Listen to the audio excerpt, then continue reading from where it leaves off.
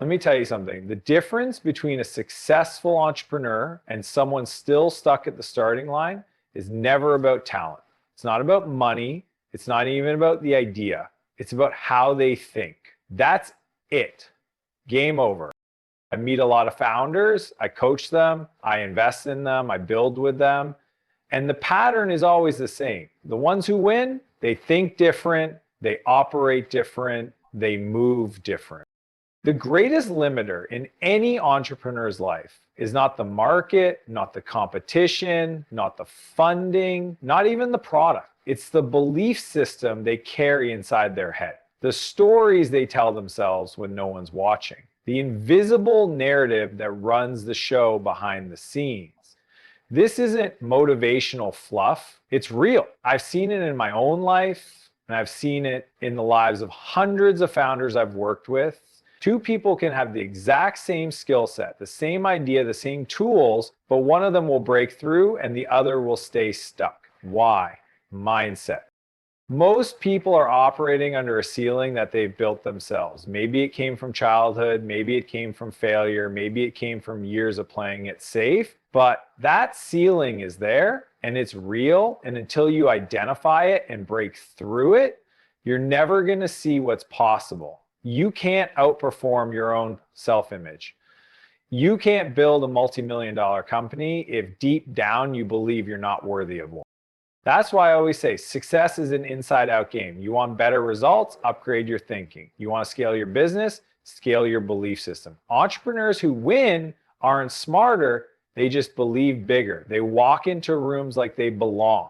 They pitch like they've already won. They invest in themselves because they believe the return will be exponential. That belief becomes their fuel and people feel it. It shows up in how they talk, how they lead, how they sell. Confidence isn't arrogance, it's clarity. And clarity comes from alignment with what you believe is true about yourself. Now, here's the truth. Most limiting beliefs are lies we've repeated so often that they've become familiar. I'm not good with money. I'm not a real CEO. People like me don't succeed in business. That inner dialogue creates a prison that's harder to escape than any real world problem. The way out? First, awareness. You have to catch the lie. Second, action. You override limiting beliefs with new habits, new environments, new language. You surround yourself with people who think bigger than you. You invest in coaching. You read obsessively. You feed your mind with what matches the life you want, not the life you've settled for. So when I started out, I didn't come from money. I didn't have connections. I didn't have the pedigree. What I had was hunger. And eventually I realized I had to unlearn everything I thought I knew about what was possible for someone like me. That shift, that mindset shift, is what unlocked everything. It wasn't strategy, it wasn't luck, it was a decision to see myself differently. You can learn every tactic in the book, but if you still see yourself as someone who's not ready, you'll self-sabotage every step of the way. You'll undercharge, you'll overthink, you'll avoid risk, you'll delay the launch.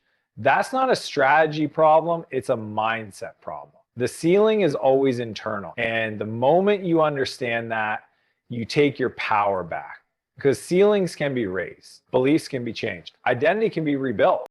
Entrepreneurs who succeed are the ones who realize that mindset isn't just a piece of the puzzle, it is the puzzle. Everything else is tactics, everything else is noise. Get your mind right and everything else will follow. Time is the only non-renewable resource you have. You can lose money and make it back. You can lose a customer and earn a new one. But the minute that just passed, it's gone forever. That's why successful entrepreneurs treat their time with an almost ruthless level of respect. They know that how they use their hours determines how fast they grow, how focused they stay, and how successful they ultimately become. Time isn't just something they manage, it's something they guard. It's sacred. Most people don't have a time problem, they have a priority problem. They say they want to grow their business, but they spend their day answering low value emails, sitting in unnecessary meetings, or reacting to everyone else's needs. They let their calendar get filled by other people's agendas. That's a recipe for burnout and mediocrity. Top performers flip that. They design their day with intention. They plan their week like it's a high stakes investment portfolio, because it is. Every block of time is an asset and they treat it like one. Dan Martell always says, show me your calendar and I'll show you your priorities. That's not just a catchy line, it's a truth bomb. You can talk about wanting more freedom, more growth, more impact, but if those things aren't built into your schedule, they're not real. Entrepreneurs who win block time for deep work. They schedule thinking time. They put CEO tasks like strategy, hiring, and product vision right into their calendar. It's not reactive, it's proactive. It's not about being busy, it's about being intentional. One of the biggest mindset shifts is realizing that being available 24/7 doesn't make you a great founder. It makes you a bottleneck. If you're in your inbox all day, your company isn't scaling. You're just babysitting tasks. Successful entrepreneurs don't wear busyness as a badge of honor. They aim for impact. They ask, what is the highest value thing I can do with my time today? Then they protect that block like it's untouchable, because it is. That's where the leverage is. And it's not just about work. They protect time for health, family, rest, and learning too. They know their energy is a function of their schedule. If they're running at 20% because they're sleep deprived, distracted, and overcommitted, their business suffers. So they say no a lot. They say no to meetings that don't move the needle, no to social media distractions, no to things that might be urgent but not important. Every no is a yes to what really matters. People often think they'll get serious about their calendar once they reach a certain level, but it's the other way around. You reach that level because you get serious about your calendar. Your time is either spent by design or stolen by default. Successful entrepreneurs design it. They're not running around trying to remember everything. They build systems, delegate low-value tasks, and free up their brain for the things only they can do. Even 5 minutes of focused time can be more valuable than 5 hours of scattered attention. That's why they create boundaries around their day. They time block, they use tools, they respect their mornings, they batch similar tasks to stay in flow, and most importantly, they build trust with themselves by honoring their schedule. If it's on the calendar, it gets done. That's how they build momentum. That's how they stay in control even as their companies grow. Because in the end, success isn't about doing more, it's about doing what matters most consistently. And that starts with protecting your time like your life depends on it. Because in business, it kind of does. Entrepreneurship might start as a solo mission, but it can never scale that way. In the beginning, it's you grinding late nights, wearing all the hats, pushing your vision forward, but that approach has a ceiling. Eventually, if you try to do everything yourself, you become the bottleneck. The truth is, no great business was ever built alone. That's why successful entrepreneurs shift early from a solo mindset to a team mindset. They realize that success is not a one-man game, it's a team sport.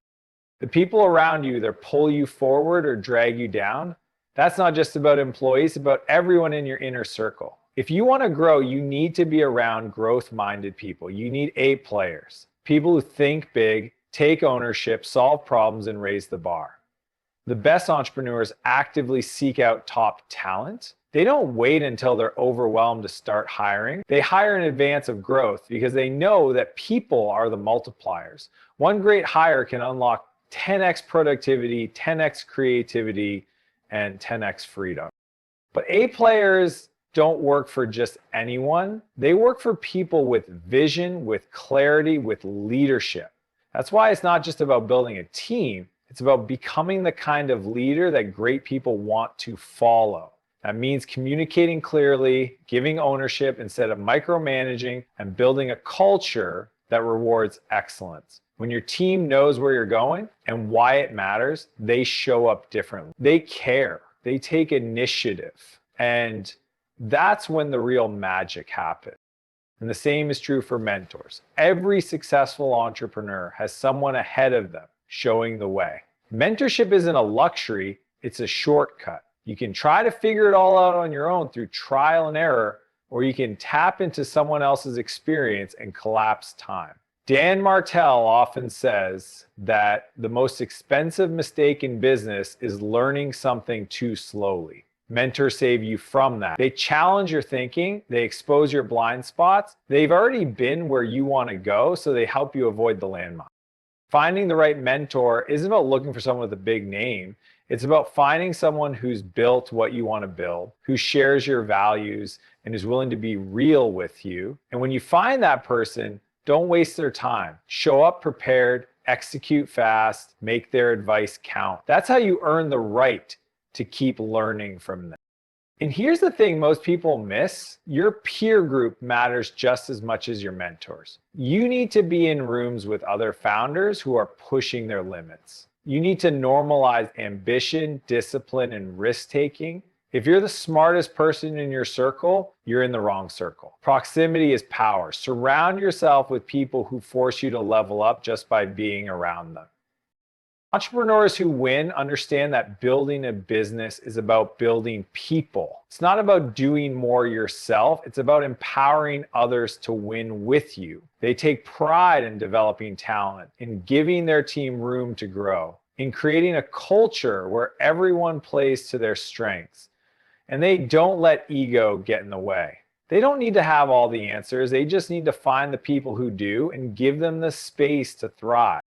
Success doesn't happen in isolation. It's the result of alignment, collaboration, and shared vision. When you surround yourself with the right people and create the right environment, growth becomes inevitable. That's how you build something that lasts. Not by going it alone, but by building a team that can go further than you ever could on your own.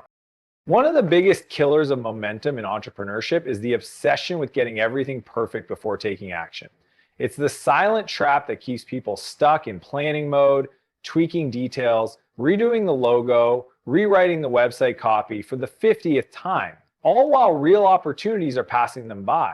The truth is, perfection is just procrastination wearing a fancy suit. Successful entrepreneurs know this. That's why they focus on progress, not perfection. They move fast, launch early, and improve on the fly.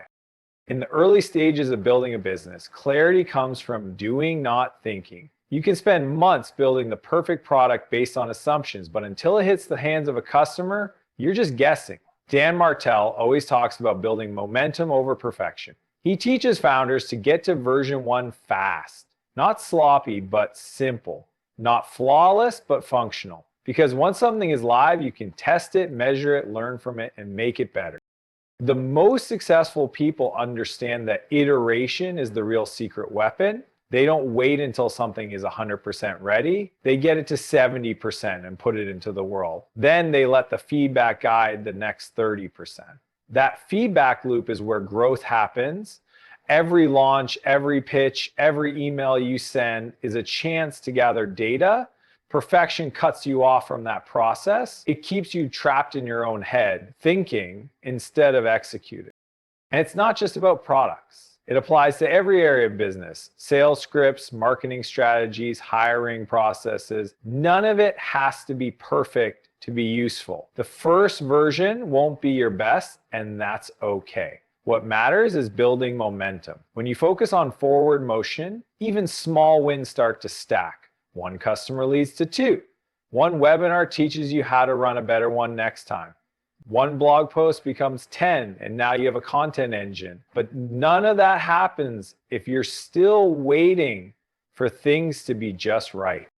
There's also a deep mindset shift behind this, letting go of the fear of being judged. Perfectionism often hides a fear of failure or criticism, but the entrepreneurs who win don't take failure personally. They treat it as data. If a landing page doesn't convert, it's not a reflection of their worth. It's a signal to test a new angle. If a product flops, it's not the end, it's a lesson.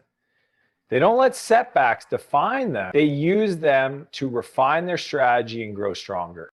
Speed matters too. In today's world, things change fast. Markets shift, platforms evolve, trends come and go. If you wait too long to act, the opportunity might not be there anymore. That's why top performers favor action. They know it's better to be directionally correct and in motion than to stand still waiting for a perfect plan.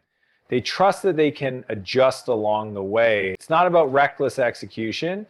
It's about being bold, being agile, and being willing to look imperfect if it means getting closer to the goal. The people who make the biggest impact are never the ones who waited until everything was perfect. They're the ones who started before they were ready, figured it out as they went, and kept improving every step of the way. They focused on what they could do now with what they had instead of waiting for ideal conditions. That's how they built real momentum. That's how they got ahead. Progress, not perfection, is how the game is won.